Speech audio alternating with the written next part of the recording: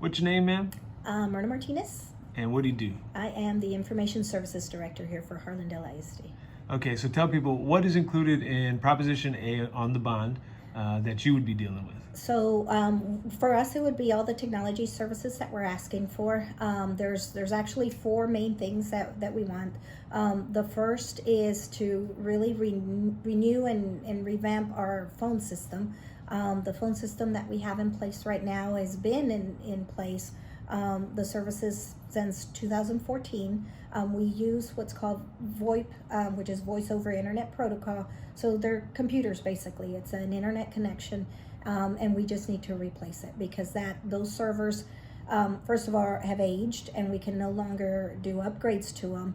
And we've capped out. So if I needed to add another phone line because we hired an individual, we couldn't do it. You know, we have capped out. Wait, like you can't put a single phone number, and not one more. We would have to take a number away from someone and add another number. And it depends on the location. Let me take that back, because like at central office, I couldn't do that. At a campus, I might be able to, because there would be less phones, less desktop phones at an elementary school, so I might be able to add some there. So if people want to keep their phone number, they better stay on your good side.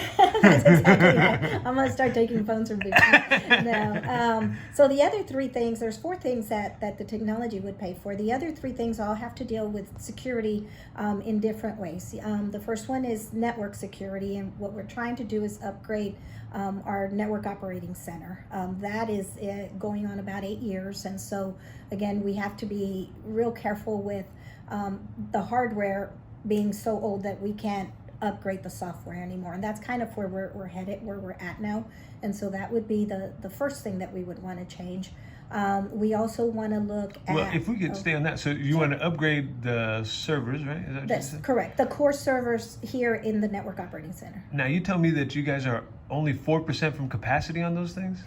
We have about... We leave about 11% so that we can move around, and we're about 4% from there. So 15 total, basically. We're at 85% full, but we have to leave at least 10 to 11% for the system to function. And so 8 years, and how regularly are you guys changing out something like just a computer for the students?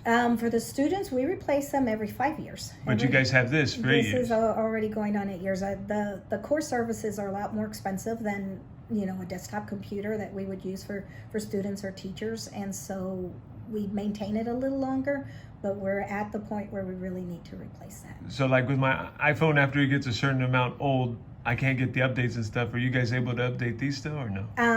No, we're beyond. We're past the update stage. So right now it's all about maintaining what we have, and so we really need to update those. Okay, and so what's next?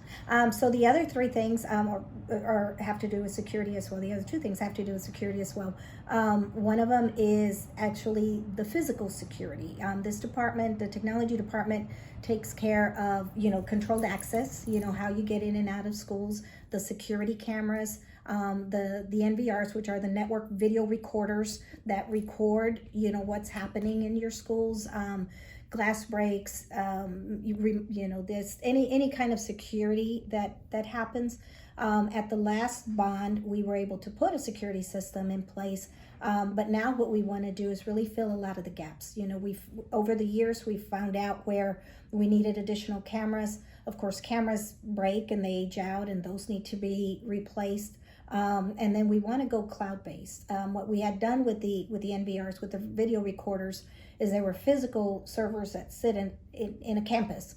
And so those are starting to age. And so rather than have a bunch of physical recorders everywhere, we do want to go cloud-based, which would be much more efficient, allow us to, save and store and record, more information, and so that's the next thing that we would like to do with security. So last up on the list? The last one is just software.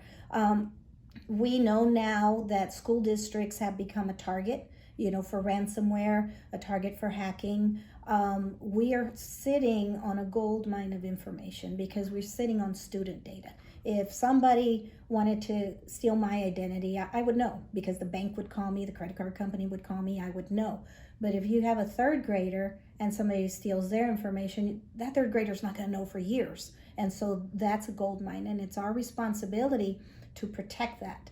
And that is what these software programs do. Now, I'm not here 24 hours a day, and so some of these programs do that work for us. We've seen and we know through research and articles that others have written that the highest rate of attack happens when we're not here.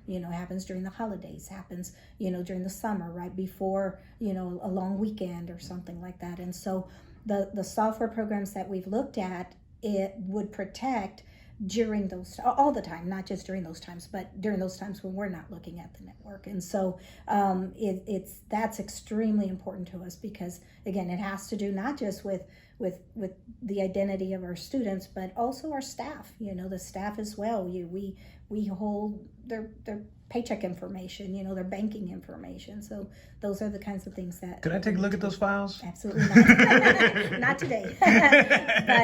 but it's critical for us to be able to protect those things. Last question. This is just kind of a fun one. What's one life lesson you've learned in your life that folks at home can use in theirs?